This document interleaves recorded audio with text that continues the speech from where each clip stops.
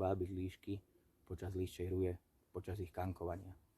Ja osobne na to používam dve vábničky z dielne Klausa Weiskirchna, toto sú oni. Tá, ktorú mám v pravej ruke, je tzv. Fuchsflote, alebo respektíve líščia flauta. A druhá je Fuchsbeller, taký zvon, alebo ako by som to nazval. Prvou vábničku, ktorú si ukážeme, je tá líščia flauta. Na nej vyvodzujeme dva zvuky. Prvý je vrčanie feny, respektíve líšky v nore.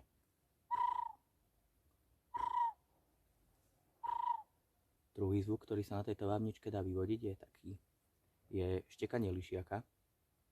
To urobíme tak, že držíme tú dierku.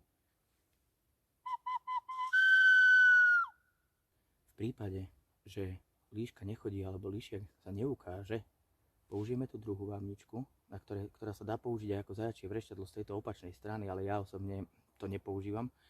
Používam ten opačný koniec.